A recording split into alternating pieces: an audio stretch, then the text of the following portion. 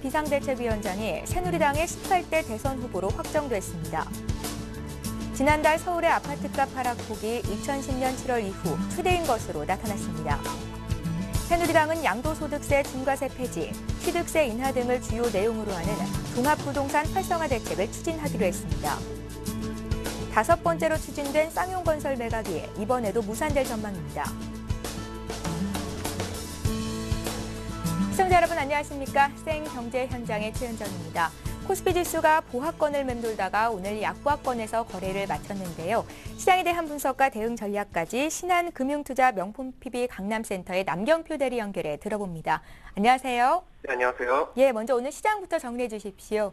네, 금일 코스피 지수는 2거래일 연속 하락세를 보이며 1940포인트대에서 마감하였습니다. 외국인 투자자들이 10거래일 연속 순매수세를 이어갔으나 규모는 크게 줄어드는 모습을 보여주었는데요. 결국 금일 주식시장은 특별한 이벤트가 없었던 까닭에 그간 랠리에 따른 피로감 정도로 해석할 수 있을 것 같습니다. 수급상으로는 외국인 투자자 및 기관 투자자가 각각 334억 원, 486억 원을 순매수하였으나 개인 투자자는 954억 원을 순매도하였습니다. 업종별로는 혼조세를 보였는데요.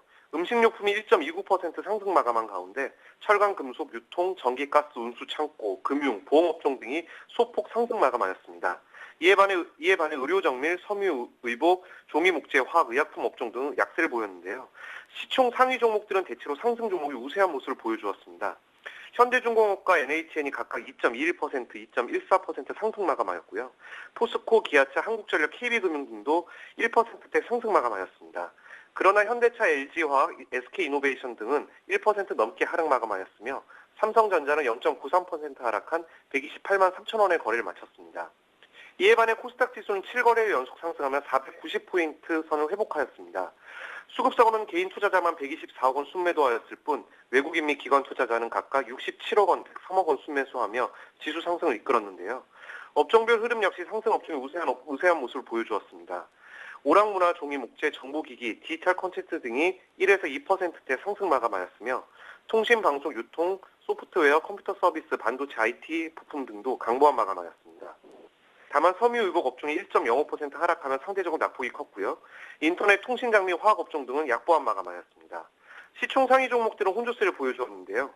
젠백스가 8.6% 급등 마감하였고 파라다이스, CJ 오쇼핑, 인터플렉스 등도 강세를 보였으나 셀트리온, 서울반도체, SM 등은 1% 이상 하락 마감하였습니다. 예, 이번 주 체크해야 할 내용은 어떤 것들이 있겠습니까? 우선 이번 주 역시 지난주와 마찬가지로 미국 및 유럽의 정책 공백기라는 점에서는 큰 차이가 없을 것 같습니다. 지난 한 주간 금융시장은 메르켈 독일 총리의 발언으로 3주 전 유로존 붕괴를 막기 위해 적극적인 시장 개입 의사를 표출했던 드라기 ECB 총재의 발언을 되살리는 계기가 된 한 주라고 할 수 있을 것 같은데요. 그러나 그동안의 자금 흐름이 글로벌 경기 둔화 및 유로존 재정 위기 우려의 근본적 해결책에 기반을 두고 있다기보다는 여전히 미국 연준미 ECB 그리고 중국 인민은행 등 각국 중앙은행들의 추가 조치만을 기다리는 모습이라는 점에서 추가 랠리에 대한 부담은 있을 수밖에 없을 것 같습니다. 따라서 금주 22일 예정된 FOMC 의사록을 주목해야 할 것으로 보이지만 최근 개선되고 있는 미국 경제지표의 영향으로 3차 양적 완화 가능성 다소 낮아 보이고요. 중국 인민은행 역시 추가적인 조치는 계속 나오지 않는 시장의 기대와는 다소 멀어져 있지 않나 판단하고 있습니다.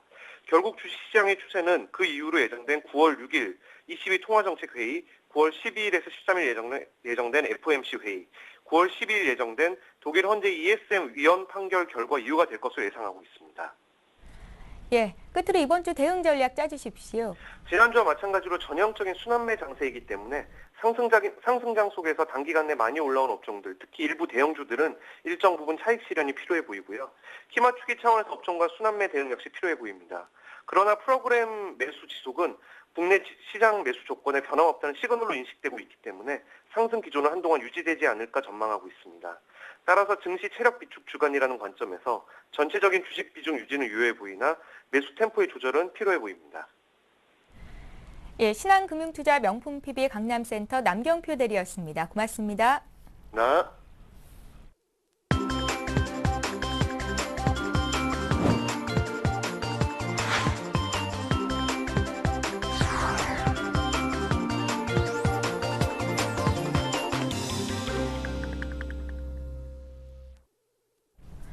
오늘의 주요 뉴스를 전해드립니다. 박근혜 전 비상대책위원장이 새누리당의 18대 대선 후보로 확정됐습니다. 새누리당은 오늘 일산 킨텍스에서 열린 전당대회에서 박근혜 후보가 선거인단 투표와 일반 국민 여론조사에서 압도적 표차로 1위를 차지했다고 밝혔습니다. 박 후보는 선거인단 투표에서 86.3%의 압도적인 지지를 얻은 것으로 알려졌습니다. 6.8%의 득표율을 보인 김문수 경기지사가 2위를 차지했으며 김태호 의원, 임태희 전 대통령 실장이 각각 3.2%, 2.8%의 지지를 얻었습니다. 지난달 서울의 아파트값 하락폭이 2010년 7월 이후 최대인 것으로 나타났습니다.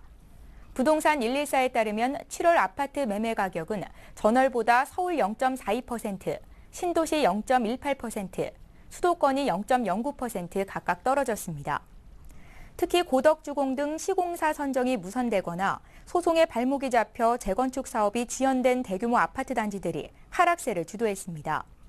가격이 이렇게 하락한 이유는 계절적으로 장마철 비수기인데다 유로존 재정 위기와 국내 가계부채 악화 문제가 안팎에서 동시에 터졌기 때문으로 풀이됩니다. 새누리당은 양도소득세 중과세 폐지, 취득세 인하 등을 주요 내용으로 하는 종합부동산 활성화 대책을 추진하기로 했습니다. 새누리당은 이날 국회에서 열린 당정 실무회의에서 하우스푸어 대책을 내놓고 기획재정부, 국토해양부의 실무 검토를 요구했다고 밝혔습니다. 새누리당은 세제 지원 분야에서 양도소득세 중과를 한시적으로 감면하거나 아예 폐지하는 한편 취득세 인하도 추진하기로 했습니다. 이외에도 주택담보대출에 대한 소득공제 요건을 완화해 대출 상환 부담을 줄이는 방안도 논의됐습니다.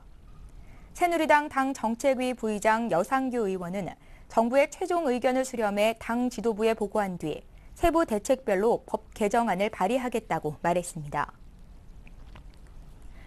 5번째로 추진된 쌍용건설 매각이 이번에도 무산될 전망입니다.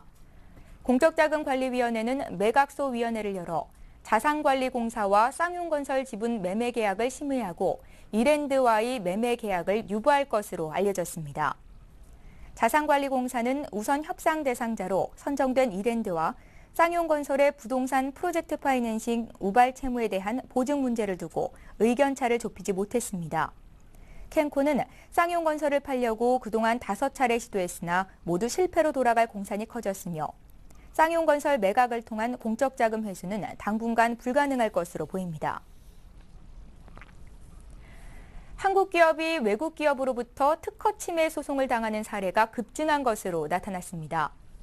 특허청에 따르면 한국 기업과 외국 기업 간의 국제 특허 소송 건수는 2009년 154건에서 지난해 278건으로 2년 만에 약 80%가량 급증했습니다. 특허 분쟁은 국내 기업의 제소보다 피소가 월등히 많은 것으로 집계됐습니다. 특히 대기업의 경우 특허 괴물로 불리는 특허소송 전문회사의 제소가 늘어나 국내 대기업이 제소한 사례는 1건에 불과했지만 고소당한 건수는 52건에 달했습니다. 지난 4월 강화된 주식 신용융자 총량 규제와 보증 비율이 당분간 그대로 유지될 것으로 보입니다. 금융감독원은 증시에 활력을 불어넣기 위해 일부 완화를 추진하고 있지만 금융위원회는 가계부채 증가를 우려로 현행 규제를 유지할 방침인 것으로 알려졌습니다. 금융당국은 지난 4월 신용융자 최저보증금 기준을 40%에서 45%로 높이고 신용융자 규모는 2월 말 수준을 넘지 못하도록 총량을 규제하는 방안을 마련했습니다. 이후 증권업계에서는 증시 활성화를 위해 감독당국의 신용융자 관련 규제를 완화해달라고 건의한 바 있습니다. 삼성전자와 애플이 글로벌 스마트폰 시장의 주도권 경쟁을 놓고 제품뿐만이 아니라 특허 소송에서도 치열한 경쟁을 벌이고 있는데요. 오늘 관련된 소식을 이지성 기자 연결해 자세히 들어봅니다. 안녕하세요. 네, 안녕하세요. 예, 글로벌 IT 업계의 초미의 관심사로 떠오른 삼성전자 애플의 미국 특허 소송 판결이 이번 주에 나온다고요? 네, 이달 초 시작된 삼성전자와 애플의 미국 본안 소송이 막바지로 치닫고 있습니다. 삼성전자와 애플은 지난 18일 미국 캘리포니아 북부지방법원에 더는 견해차를 좁힐 수 없다는 내용의 보고서를 제출했는데요. 이에 따라 미국 법원은 오는 21일 9명의 배심원 판결을 들은 후 빠르면 23일에 최종 판결을 내릴 예정입니다. 배심원 판결 직전의 양사는 각각 2시간씩 최종 변론을 갖고 배심원들을 상대로 한 마지막 설득에 나섭니다. 이 자리에서 삼성전자는 애플의 디자인 특허가 효력이 없다는 점을 재차 부각시키고 애플은 삼성전자가 주장하는 통신 특허가 광범위한 기술이어서 특허권을 인정할 수 없다는 입장을 내세울 것으로 예상됩니다. 24일에는 삼성전자와 애플의 국내 본항 소송 판결도 예정돼 있는데요. 이 역시 디자인 대 통신기술 특허를 둘러싼 소송이어서 같은 사안을 두고 미국과 한국 법원이 다른 결론을 내놓을지도 주목됩니다. 이번 소송에 패한 쪽은 즉각 항소에 나서겠지만 나머지 7개국에서 진행 중인 특허 소송에 영향을 줄 수밖에 없어 소송 결과에 이목이 쏠리고 있습니다. 예, 앞서 양측은 최고 경영자가 직접 만나서 협상을 시도했지만 결국 합의를 이끌어내지는 못했었는데요. 삼성전자, 애플, 구체적으로 어떤 부분에서 특허권을 주장하고 있습니까? 네, 이번 소송은 애플이 먼저 시작했는데요. 애플은 삼성전자의 스마트폰 갤럭시와 태블릿 PC 갤럭시 탭이 디자인 특허와 사용자 환경 특허를 무단으로 침해해 제품 판매에 막대한 차질을 빚었다고 주장하고 있습니다. 스마트폰 시장에서는 후발주자인 삼성전자가 자사의 디자인을 도용해 공정한 경쟁을 저해하고 있다는 건데요. 반면 삼성전자는 애플이 3세대 이동통신 기술과 관련한 특허를 침해했다며 맞불을 놓고 있습니다. 3세대 이동통신망을 이용하는 단말기를 제조하려면 삼성전자에 로열티를 지급해야 하지만 애플이 무임승차하고 있어 손해배상이 불가피하다는 주장입니다. 예, 그동안 진행된 심리에서는 삼성전자와 애플의 소송 비화도 잇따라 공개가 됐었는데요. 특히 삼성전자는 애플의 전 디자이너를 1년 넘게 추적했다고요? 네, 그렇습니다. 삼성전자와 애플은 지난 3주간의 법정 공방에서 소송과 관련된 관계자들을 총동원해 증언대에 세웠습니다. 이 과정에서 민감한 영업 기밀과 경영 전략을 담은 내부 문건도 폭로하며 진흙탕 싸움을 펼쳤는데요. 애플은 삼성전자의 내부 문건을 공개하며 대대적인 공세에 나섰습니다. 하지만 별다른 소득이 없자 나중에는 비상식적인 요구를 남발해 재판부로부터 빈축을 샀습니다. 특히 공식 변론 마지막 날에는 75장의 증거물과 22명의 전임 명단까지 제출을 했는데 재판부는 마약을 하지 않고서는 애플이 요청한 증거를 모두 검토할 수 없다며 애플을 비판했습니다. 삼성전자도 법원이 기각한 증거 자료를 미국 언론에 직접 공개해 재판부로부터 경고성 메시지를 받기도 했습니다.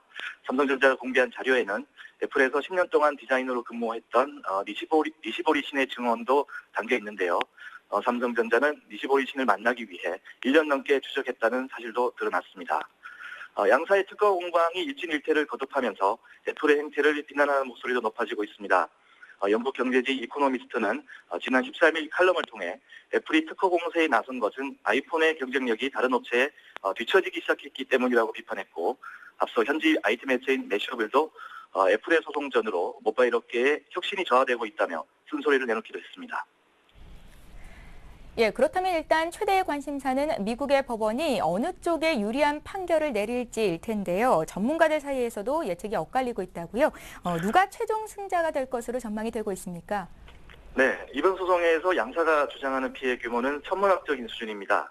애플은 최근 법원에 제출한 자료에서 삼성전자의 특허 침해로 25억 2,500만 달러, 우리 돈으로 약 2조 9천억 원의 손해를 봤다는 입장인데요. 여기에다 삼성전자가 향후 디자인 특허를 사용할 때마다 제품 하나당 100달러가량의 특허 사용료를 지급할 것을 요구하고 있습니다. 삼성전자 역시 애플이 통신 특허를 침해한 만큼 애플 기기 하나당 2.4%의 로열티를 요구하고 있는데요. 올 2분기에 애플이 2,600만 대의 아이폰을 판매했다는 점을 감안하면 애플은 지난 분기에만 약 3억 7,500만 달러 이상을 삼성전자에 지급해야 합니다. 하지만 재판 결과에 대해서는 전문가들도 섣부른 전망을 내놓지 못하고 있습니다. 다만 애플의 안방인 미국에서 소송이 열리는 데다가 상대적으로 미국 법원이 디자인 특허에 관대하다는 점을 고려하면 애플에게 다소 유리한 상황입니다. 바로 삼성전자가 애플의 디자인 특허를 일부 침해했지만 애플이 입은 피해 역시 미미하다는 판결이 나올 가능성인데요. 하지만 대심원단 재판이라는 변수로 인해 그에게 손해배상 판결이 나올 가능성도 완전히 배제할 수는 없습니다. 예, 지금까지 정보산업부의 이지성 기자였습니다. 말씀 잘 들었습니다. 네, 감사합니다.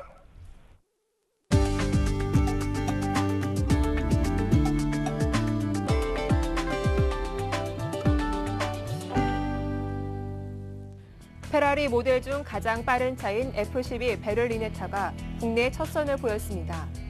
페라리 공식 수입사 FMK는 오늘 서울 용산구 그랜드 하얏트 호텔에서 신차 발표회를 열고 F12 베를리네타를 공개했습니다. 이 모델은 정지 상태에서 시속 100km까지 도달하는데 3.1초가 걸리며 최고 속도는 시속 340km에 달합니다. 옵션을 제외한 차량 가격은 5억 원대입니다. 현대자동차가 다음 달부터 하반기 대졸 신입사원 공채에 나섭니다. 이를 위해 이번 달 22일과 23일에는 전남대와 전북대 캠퍼스에서 취업 설명회를 열고 다음 달 초에는 서울 논현동 힐스테이트 갤러리와 부산 백스코에서 취업 박람회도 개최합니다.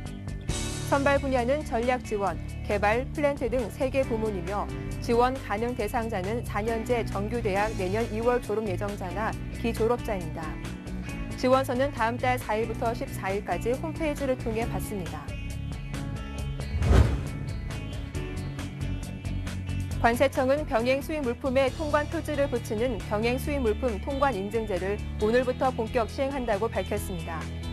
병행 수입 물품은 국내 독점 수입업자가 아닌 제3자가 다른 유통 경로를 통해 적법하게 수입한 상품으로 일반 제품보다 가격이 5에서 40%가량 쌉니다. 관세청은 정상 수입된 병행 수입품이 유조 상품인 것처럼 일부 소비자에게 잘못 알려져 있어 소비자가 안심하고 저렴한 병행 수입품을 구매할 수 있도록 통관 인증제를 시행한다고 설명했습니다. 그러나 국내 애프터 서비스 문제에 대한 관련 부처와 업계 논의가 마무리되지 않아 병행 수입 물품의 AS 불편을 해소하기까지는 시일이 걸릴 것으로 보입니다. LG전자가 5인치 스마트폰 옵티머스 뷰의 출시 지역을 확대합니다. LG전자는 유럽을 시작으로 독립국가연합 아시아, 중남미 등에서 옵티머스 뷰의 글로벌 모델을 순차적으로 내놓는다고 밝혔습니다. LG전자는 옵티머스 뷰를 앞세워 프리미엄 5인치 대스마트폰 시장을 적극적으로 공략할 방침입니다.